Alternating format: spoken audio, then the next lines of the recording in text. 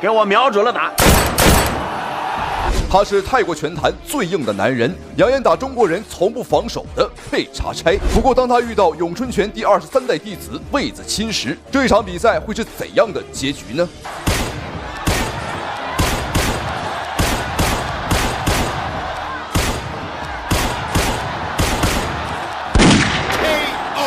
我太难了。我们注意看视频当中正在出场的拳手，就是号稱泰国有史以来最硬的男人。他的身體硬度據說比波球、比羅唐還要硬，他就是佩查差。上戰績到目前為止85勝26負，他輸過贏過，但是觀眾朋友們，他就是從來沒有被 KO 過，也從未被擊倒過。他的人生座右銘就是只要我不躺下睡覺，沒有任何一個人能把我放倒，就是這麼狂。而這一次他就更狂了，因為他聽說他今天的對手是一位年輕的中國小將，他便當眾表示打中國人完全不用防守，防守一下都是孫子。而眼前的這個瘦小伙便是佩查差今晚的對手，來自我們中國的詠春拳第23代傳人魏子钦。這個小伙將詠春拳帶到了現代搏擊擂台，而且目前為止生涯戰績26勝3負。可以說魏子钦這個小伙的出現打了很多瞧不起並且質疑我們中國傳統武術不能打的人的臉。好，閒話少說，我們比賽開始。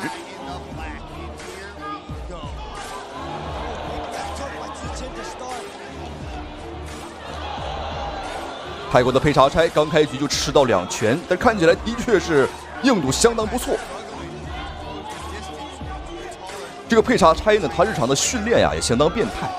別人訓練都是打沙包、打沙袋或者打木樁子，而他的訓練就是被別人打。沒錯，站着不動一動不動，讓不同的人來打他。為的就是提升自己的抗擊打能力，甚至還會用這個粗鹽來搓洗自己的身體和皮膚。以提升自己的皮膚硬度。我甚至一度懷疑這個家伙是不是有什麼這個受虐傾向。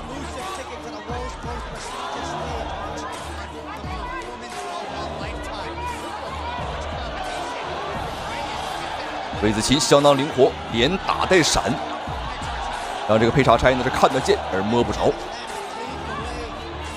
好，頂膝有命中。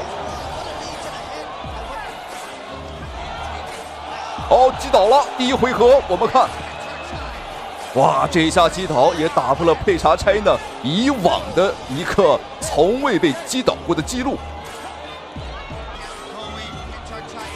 魏子钦明顯想要乘勝追擊，連續的補刀。哦，這連串連打11拳的。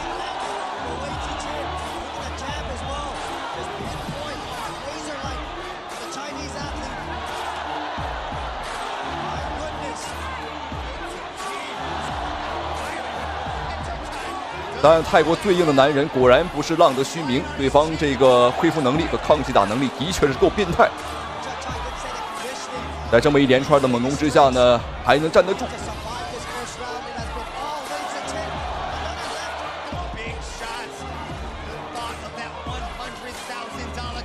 哇，魏子钦的身法和步伐相当的靈活。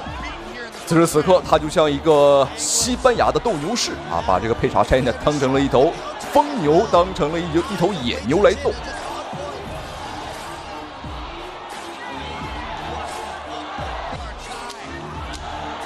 好漂亮，又是一個上勾頂膝。佩查差有點上頭了。我們可以很清楚的看到他真的是完全不做防守。好，一回合比賽結束。這個佩查差現在此時此刻應該是相當的憤怒，因為魏子钦打破了他從未被擊倒過的記錄。我們注意看，在第一回合，魏子钦的招式都打得非常的實。你看，但是他的眼神並沒有產生渙散只不過呢是被魏子钦拳法的衝擊力給打倒了。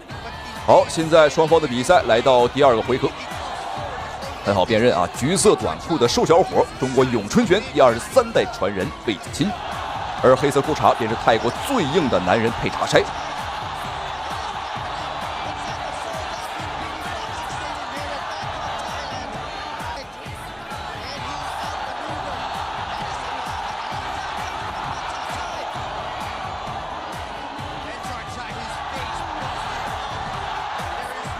第二回合的佩查柴明显是着急了，所以魏子钦是穷追猛打，穷追不舍。哎呦，但注意看他的右眼，哇，已经开口了。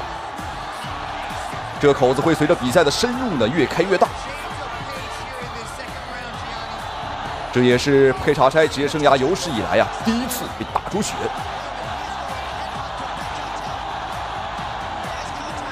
魏子钦还是要动起来，不要和对方呢站在一块打。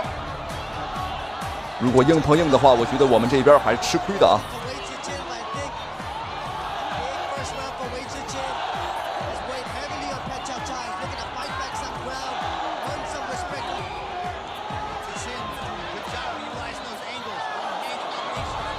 第二回合时间已经过半，在这一回合，佩查柴呢就像一头发疯的野牛啊，已经是完全不做防守了。因为他之前也说了，他说防守一下就是孙子。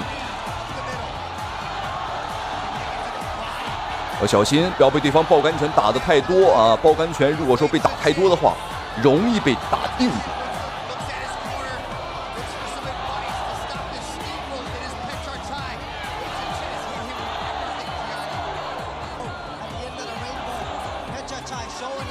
魏子钦开始嘗試用一些顶手、砸手來擴大對方的傷口。因為詠春拳啊，它是一個招式小、速度快、攻防兼備的這麼一個拳法。說句實話啊，殺傷力的話，並不是特別的頂級。但詠春拳厲害就厲害在啊，它的打擊密度啊，它的出拳頻率比較高。我們出5拳，對方能出1拳就好不錯了。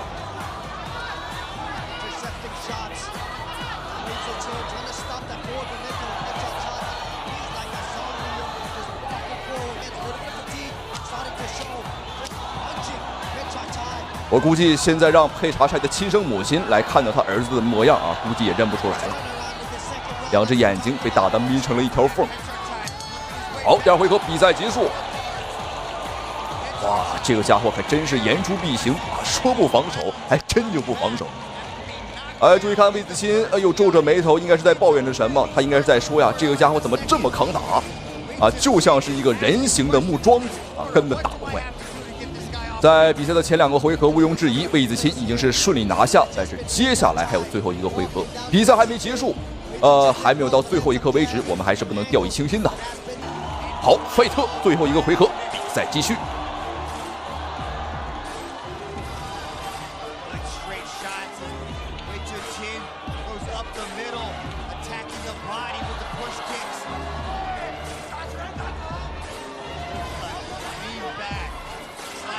魏子钦呢，他的身高比對方高了很多啊，居高臨下，所以說打得很舒服。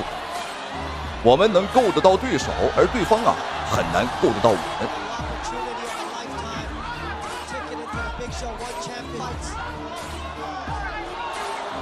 這一回合，佩查柴依舊是相當勇猛，依舊是橫衝直撞，完全不做防守。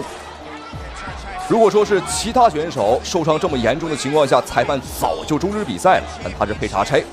他的抗擊打能力在整個拳擊界啊相當出名了，所以說裁判呢也是沒有叫停比賽。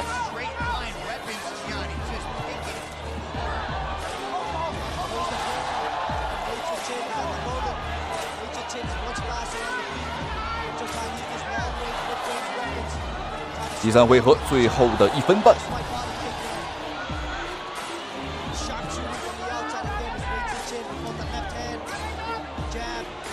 這個傷況太嚴重了，但是他呢還有體能啊，還在往前衝。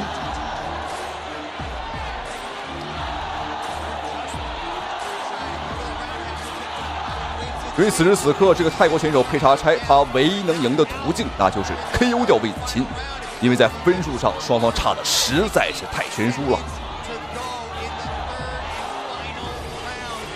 有可能魏子钦的有效打擊數是對方的3倍都不止。即便看不懂拳擊、不懂規則的，我相信也能看得出來。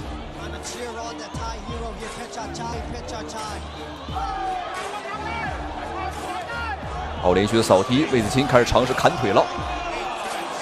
其實早就該砍腿了，如果砍得早一點兒，限制對方的移動能力，恐怕這個比賽啊早就結束了。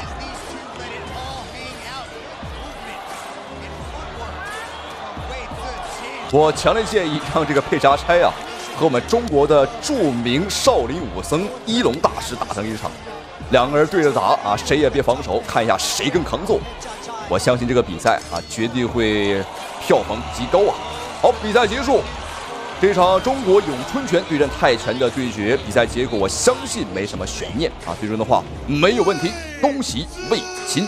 但當然，這個瞧不起我們中國武術、瞧不起中國人的佩查差啊，雖然說他很狂，但是他的抗擊打能力啊，的確是令人感到敬佩。好，比賽到此結束，咱們下期視頻再見。注意看，一場中美对抗賽中發生了人人都不想看到的意外，400多斤美国大力士被中国巨人拳王一拳打斷脖頸，瞬間躺尸擂台。現場的急救人員趕緊把他綁上擔架，送去醫院搶救。原本這場比賽只是一場普通的中美對抗賽，當着身高2.23米的中國巨人董建軍的面前，竟然大肆狂言，表示自己的拳頭將會是董建軍生前見過最後一樣東西，他會親手把董建軍打進墳墓裡。沒錯，觀眾朋友們，這哥們兒要揚言要把董建軍打死，而董建軍又是何人呢？我們注意看，眼前的巨人就是董建軍，他是我們中國有史以來體型最龐大的拳擊手，甚至比中國的大爆炸張之磊還要高上10多公分。他身高2.23米，臂展2.19米。我們別看董建軍5大3粗，但他卻精通中國傳統武術、散打以及跆拳道，是一個不折不扣的武痴。好，两人站在一塊兒。這簡直就是大人打小孩啊！觀眾朋友們，但當然並不是我們想欺負他，但是沒辦法呀，我們就這麼高啊，天生的。好，比賽開始，中國巨人大戰美國大力士，看一下誰能夠先把對手 KO 掉。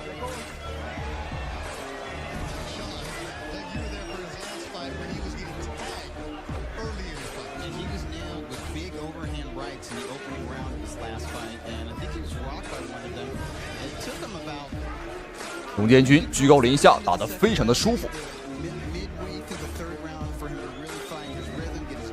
美國的小胖子，別看他胖啊，但別說，觀眾朋友們啊，他還真挺靈活。連續的軀幹搖閃也的確躲開了董建軍不少的進攻。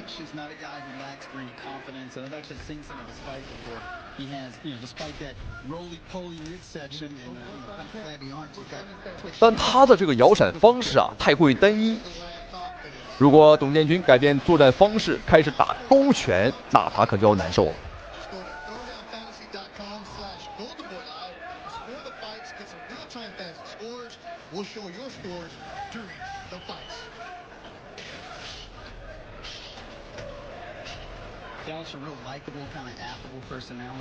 別看董建軍5大3粗，身形非常的壯碩，但他的步伐和拳法都相當細膩。這的確是我賽前沒有想到的。好，第一回合已經過去了一半的時間。美國的大力士蘭斯啊，他有渾身的蠻力，但是打不着啊。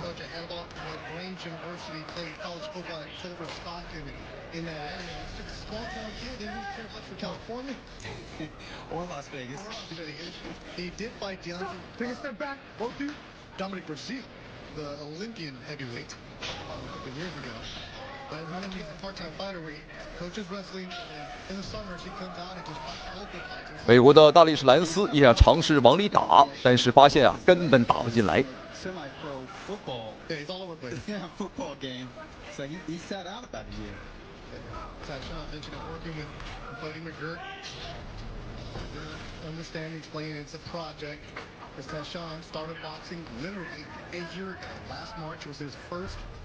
前手把控距離，哦，後手倒了，倒了，比賽結束，裁判1秒都沒有猶豫，一拳只打到1拳就倒了。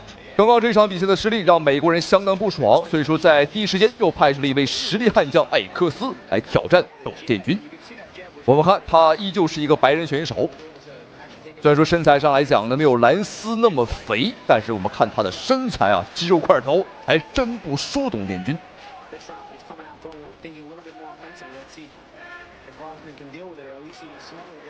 能感覺到他是想往裡衝，好像打內圍。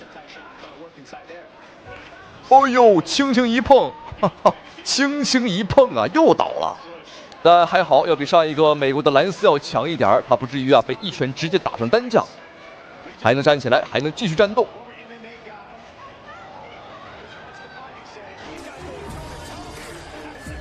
据說這個艾利克斯啊，曾到日本特意學習過日本的空手道啊，所以說他現在的拳法呢是來也空空，去也空空啊，這個气勢如虹，就是打不着人，又倒了，又一次夺秒，短短不到1分鐘的時間啊，2次夺秒了，還能坚持嗎？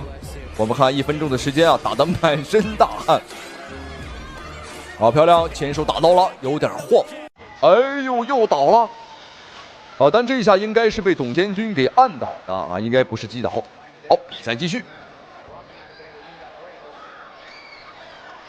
艾利克斯像發瘋的野牛，什麼情況？他想是摔我們嗎？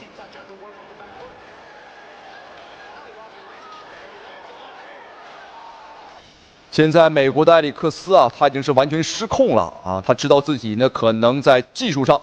打技術啊，絕对打不過了，所以說便背水一戰，玩了命的啊，大力摆拳，哎呦，倒了！這一下裁判你還怎麼包庇？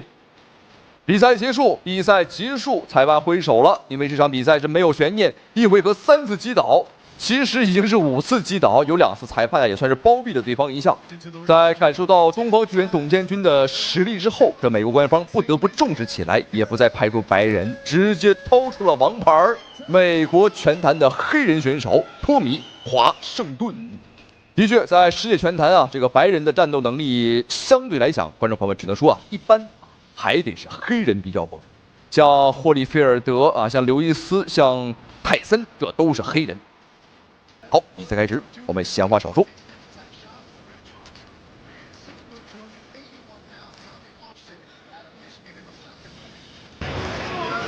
我們在身材上依舊是有着巨大的優勢啊，但別說啊，這個專業的感覺立馬上來了。我們看這個托米·華盛頓相當的靈活，雖然說肥肥胖胖，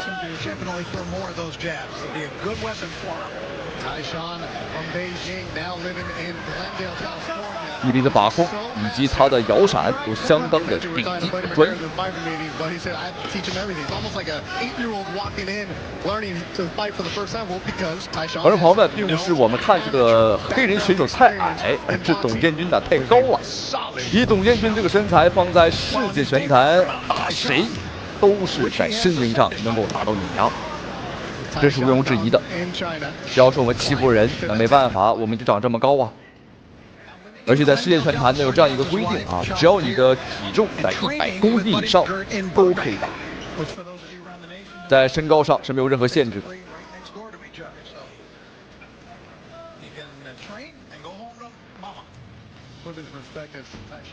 Size 18-foot shoe and 22-ounce gloves that were custom ordered for him. The headgear was custom ordered for him. The story goes that he went for his first physical. Doctor asked him if he had ever had a concussion. He said, "No, I've never been hit in my head. Nobody's ever reached." 其實我們要仔細看董建軍的步伐也相當細了，他練習過散打，所以說呢，這個腳步啊很細膩。而且還是我們不常見的小碎步。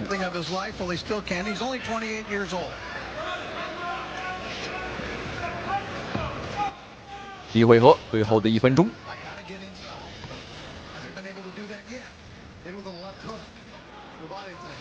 我承認這個華盛頓啊，他的步伐和這個身法還是比較靈活，但是你光挨揍不還手，你躲得了初一，你躲得了15嗎？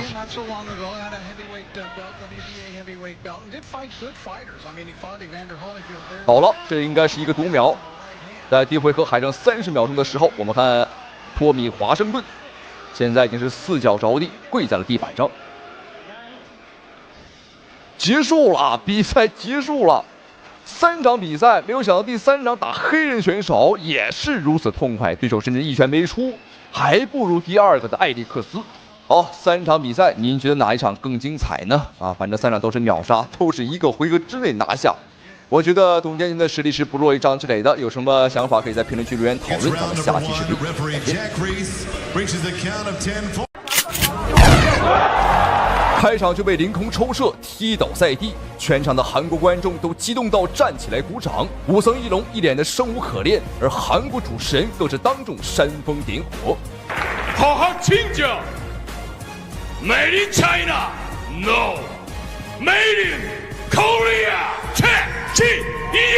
然而接下来認真比賽的武僧一龍拿出了真正的少林功夫大力金剛腿，踢得韓國選手屁滾尿流、哭爹喊娘，甚至當眾尿濕了褲子。這一幕看得韓國觀眾一臉蒙圈，他們無法相信眼前所發生的一切。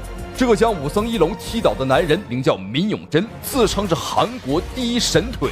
在比賽還沒開始之前，就嘲諷我們中國武術和中國足球一樣不堪一擊，還稱韓國的跆拳道才是世界第一武術。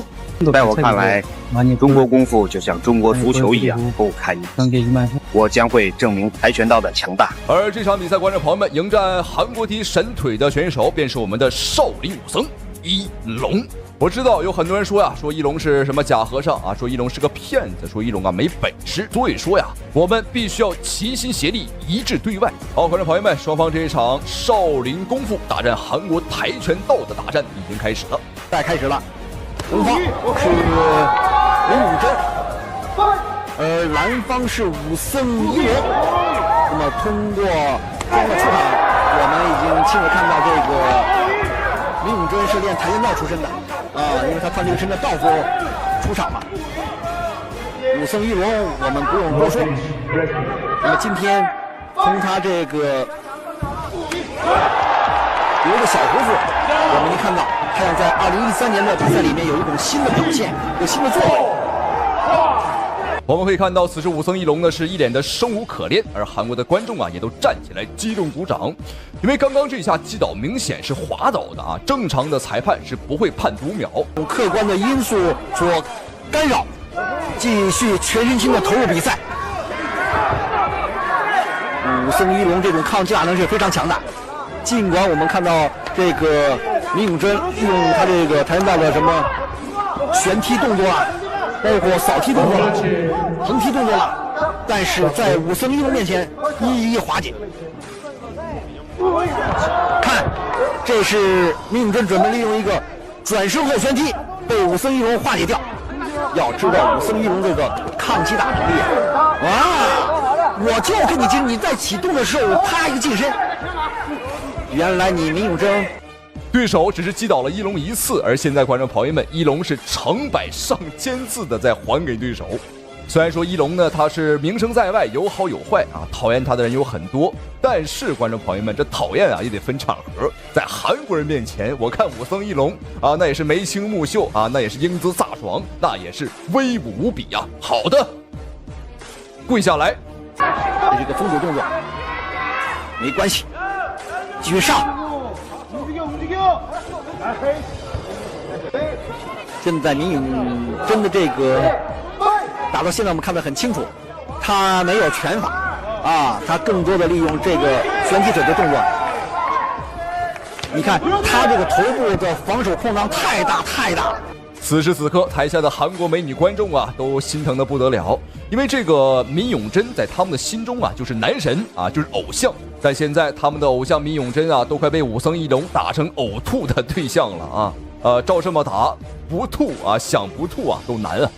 好，我們看一下慢動作，對方踢倒一龍的這一腳，一龍在還沒有倒地的瞬間，趕緊就站起來了，這完全是不是讀秒的啊？你看。趕緊站起來，但是裁判也是更快啊！趕緊過來說我要讀秒，這才是武僧一龍一臉生無可戀的原因。好，韓國的選手閔永珍，他的身上沒有任何鬥志的感覺，而你看一龍，雙眼當中充滿殺氣。上武僧一龍更加全面，我們看到這個閔永珍，你雖然練跆拳道，你只有用腿法進攻，但是你這個上三路沒有任何的防禦能力和進攻動作，上三路下三路的自由的組合。來顯示你對手的實力，你靠單一的腿法進攻，想站在這擂台上成為英雄，確實很難。你看一龍的掃腿，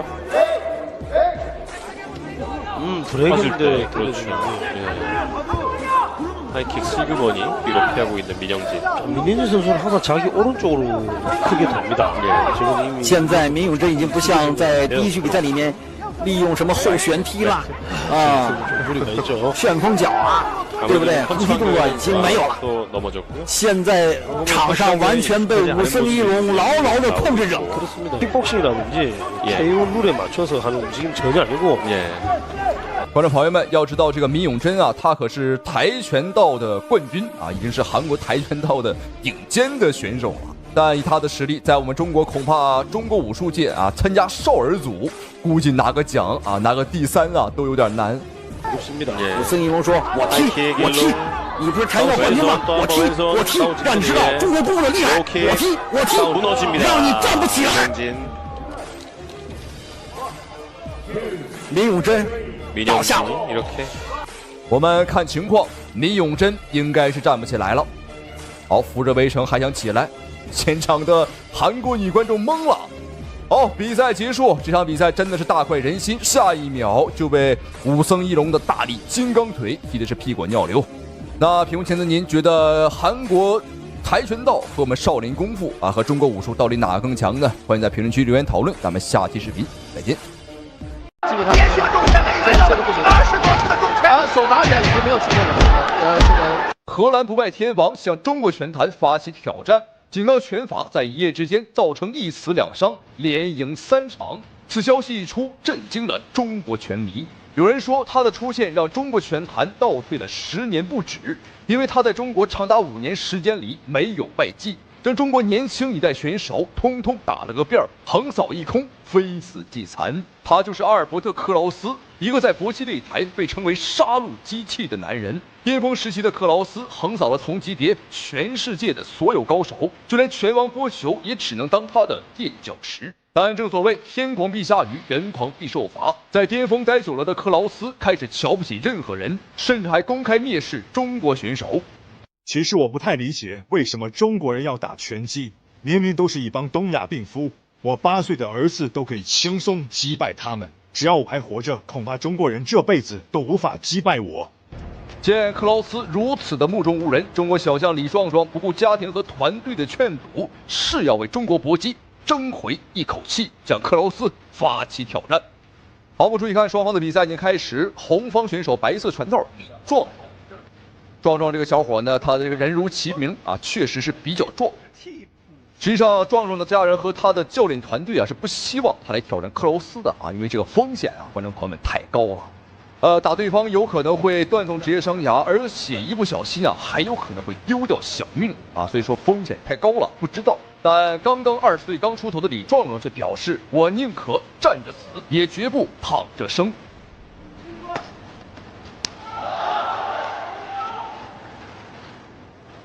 李壯壯現在應該，不僅僅是李壯壯，應該全世界，幾乎所有搞戰力格的都對克勞斯了解了。對，哎呦，漂亮！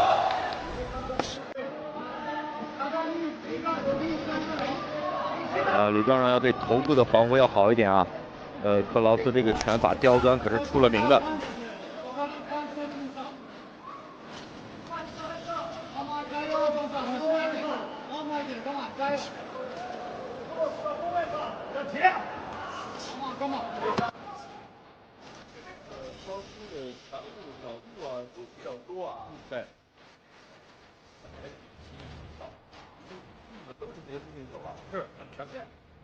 在克勞斯的面前，李壯壯顯得的確是過於的稚嫩啊，但是呢，敢上來打，我覺得啊，李壯壯已經贏一半了。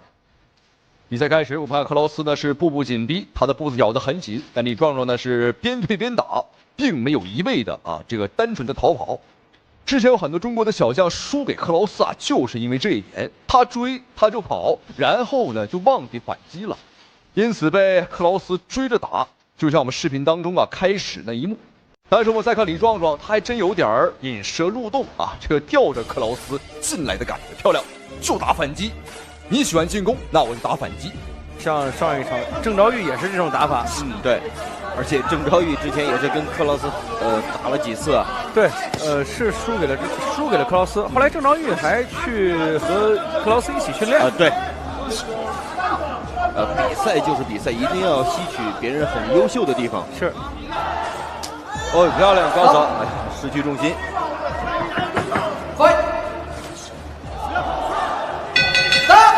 好，第一局比赛结束。好，第一回合看双方的表现呢，观众朋友们啊，的确是偏慢啊，两个人也是不着急也不着忙。毕竟来讲，第一回合啊刚接触，也就是一个热身阶段，所以说呢，接下来第二回合，我觉得呀，双方肯定会开足马力正面对打，而且大概率的话，可能是李壮壮这一边，我觉得可能会打得更凶一点。好，接下来準備看一下第二回合的表現，觀眾朋友們千萬不要錯過這場世紀大戰。好，第二局。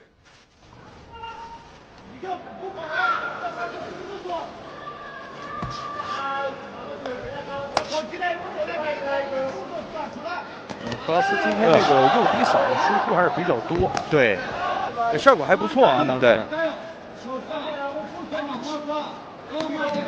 頂膝。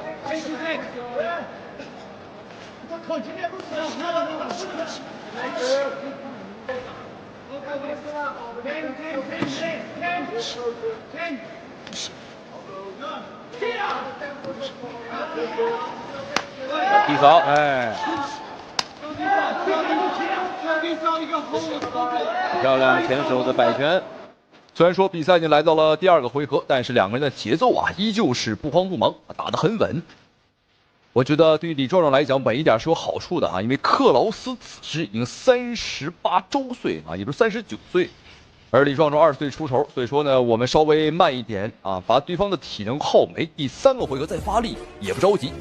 今天李壯壯的確在戰術上腿法的運用比較多啊，刻意的把控距離。觀眾朋友可能不知道啊，克勞斯這名選手他的技術特點就是喜歡在內圍上對你進行狂轟亂炸，讓你根本防不住啊，將你的防守當場打穿。好漂亮，好，再從身上跨過去，這樣一來很好的挫了一下克勞斯的銳氣。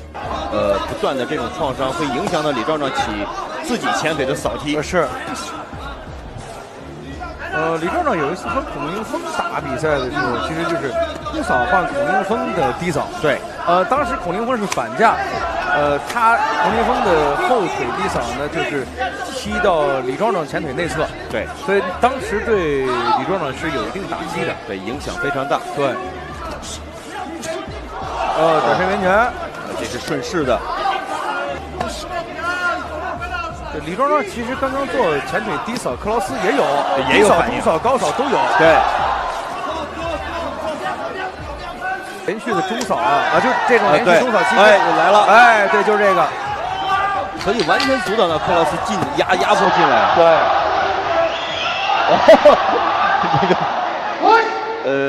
李壯壯其實心態應該還是很放鬆的啊。是。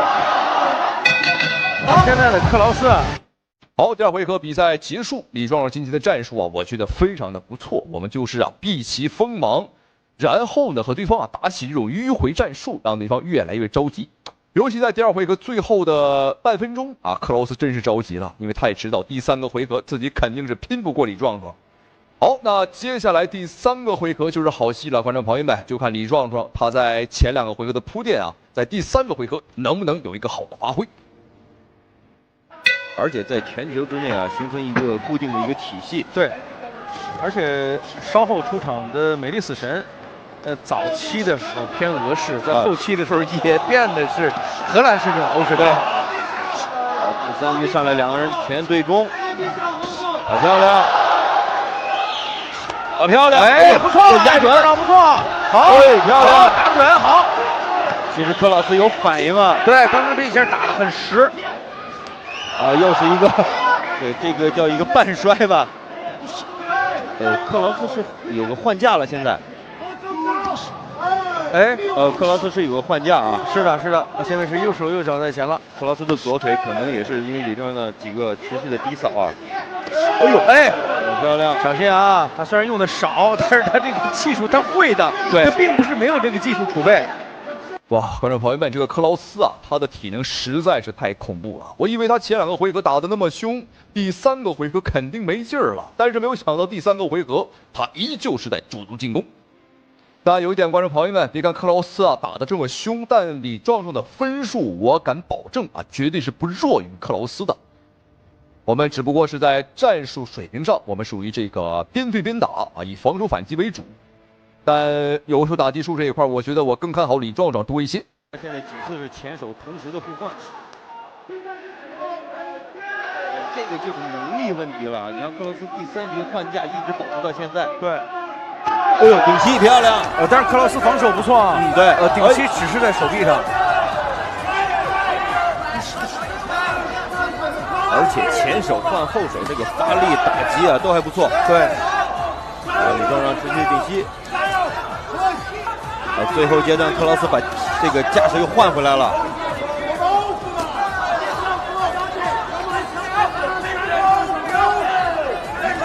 哇，後手拳不錯，壓得準。這個機會掌握的也好。對。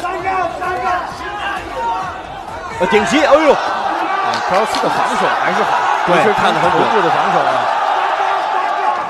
最後幾秒鐘，頂膝。這一輪李壯壯的表現不錯啊。好，這場世紀大戰終於結束。這位年輕小將李壯壯和克勞斯啊，硬戰血拼了3個回合。好，最終的比賽結果，我個人感覺，我個人還是偏向李壯壯多一點啊，因為有效的反擊啊，打得相當的不錯。好，最終結果30比29 30-29 and your winner by 比賽結果洪方勝 the red corner 掌聲漂亮哇漂亮哇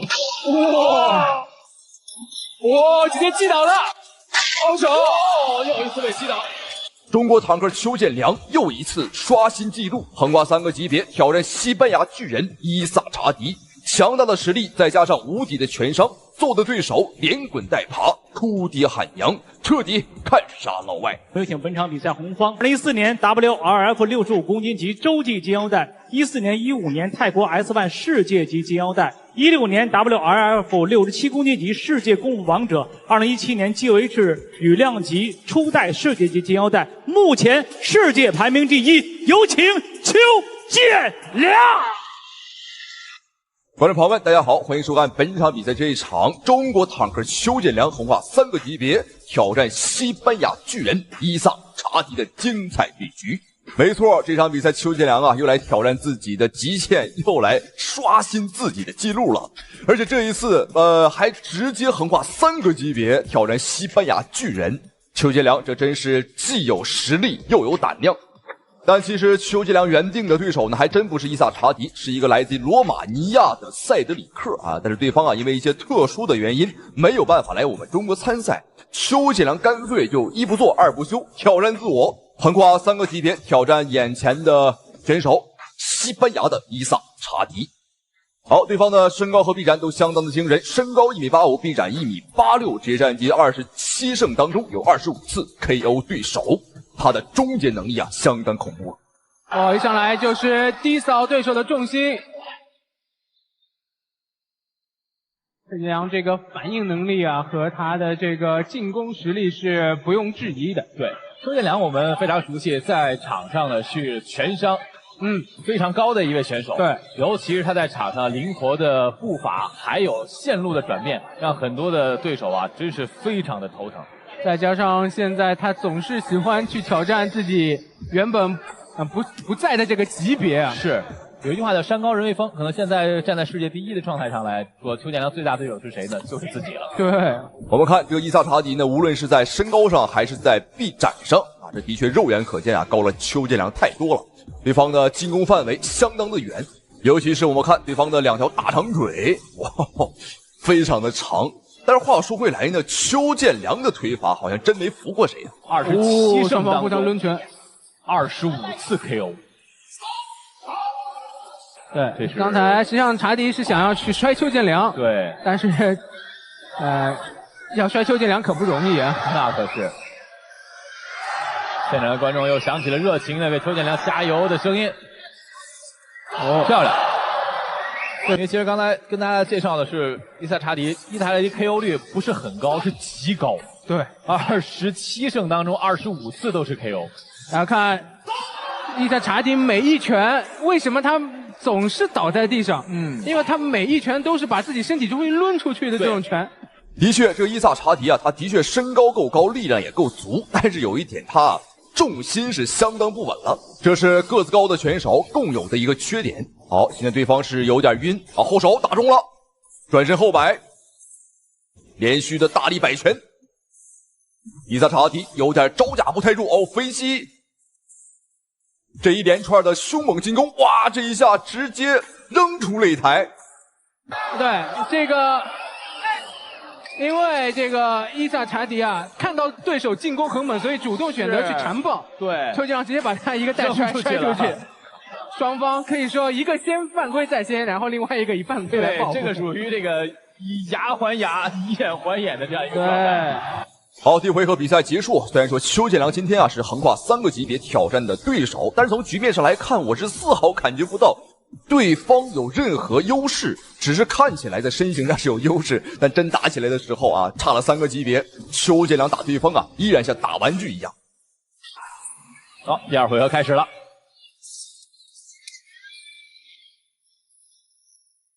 而對於邱建良來說，其實這場比賽的備戰呢，後手漂亮，轉身後漂亮。哇，邱建良的這個轉身的回旋踢啊，是非常的炫酷。對。這個比賽其實看起來是非常賞心悅目的。一個呢，我們看到了伊薩，他是一個進攻火力非常足的。對，我們可以用。哦，這邊剛才襲擊。哦，邱建良這邊主動選擇纏鬥啊，應該是，被對手打得有些暈了。對，果然這場比賽橫跨3個級別呀，還是不能夠太過於輕敵。剛剛邱建良吃到了對方一個非常兇殘的飛膝，現在的話是用自己靈活的步伐來拖延一下時間。從而來緩解一下自己的眩暈呢，能感覺到啊，狀態是有點暈的。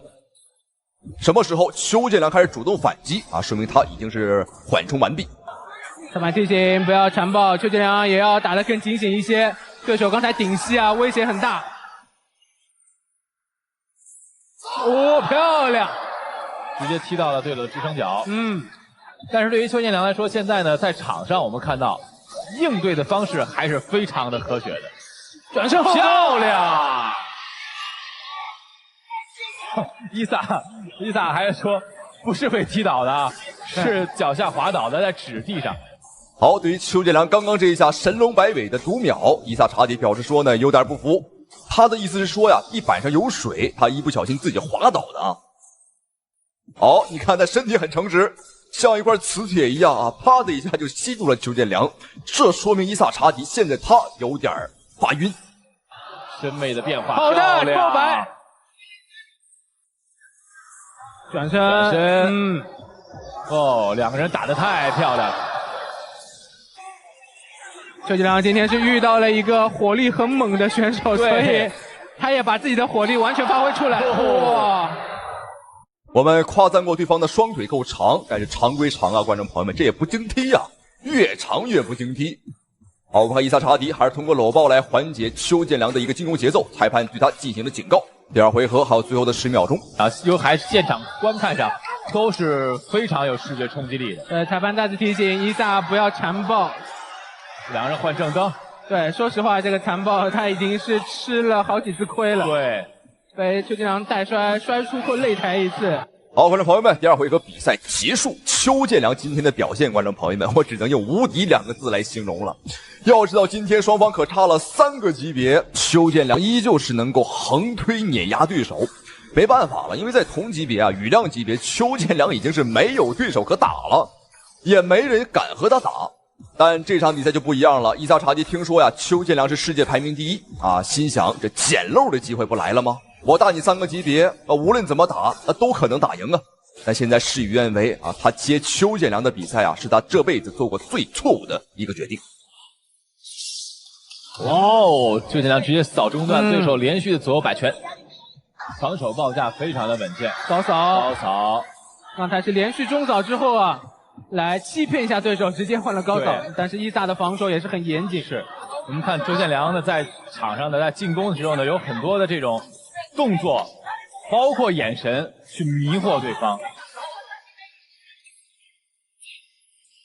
伊薩呢抱怨幾句，但是你去纏抱對手，對手來打你，那有什麼辦法呢？是。裁判又提醒第2次，對，不要纏抱。後手，勾掃，將擦過，漂亮！別人都是左右擺拳，到了邱建良這兒，觀眾朋友們變成了左右擺腿，左右開弓。好，把伊薩堵在角落，瘋狂的打擊對方的身體。好，飛膝打開防守，伊薩有些暈了。哇，伊薩還沒有從這個神圈出來。所以說，你也不用覺得伊薩狼狽，因為他面對的是誰呢？是世界第一邱建良。對，儘管邱建良不在自己熟悉的這個體重級別，但是依舊打得非常的有霸氣。剛才上勾打中，伊薩眼神一度有所渙散。是。右掃自尊腿，在倒地之前被对手又挨了一拳。是。你看这掃了之後，有點已經站不起來了。對。直接擊倒了，直接擊倒了，是一個前手的平勾。我們看腳下已經發軟了。不得不想，觀眾朋友們，這個伊薩呢還是相當的頑強，他知道自己100%會輸，但是他不想輸得太難看啊，寧可呢點數判定輸，也不想被 KO。開進去連續的前伊薩要反擊，否則裁判會叫停比賽的。現場的觀眾朋友已經沸騰了。後手。哇，伊薩這個頑強的支撐能力啊！再來踢支撐腿，後手，又一次被擊倒。裁判覺得這是被推倒的，所以沒有讀秒。是，但是伊薩你看起來就是因為他的這個前腿啊，被連續的這個擊打之後，顯得非常的難以支撐。好的，觀眾朋友們，這場比賽終於結束，邱建良橫跨3個級別和西班牙的巨人這個對轟了3個回合，雙方打得都很精彩。原本伊薩查迪想撿個漏想踩着邱建良上位，但是沒有想到反倒是成為了邱建良的墊腳石。好，最終結果沒有懸念，讓我們恭喜邱建良獲得比賽的勝利。對這場比賽你有什麼看法？歡迎在評論區留言討論。咱們下期視頻再見。比賽結果紅方勝，邱建良獲勝。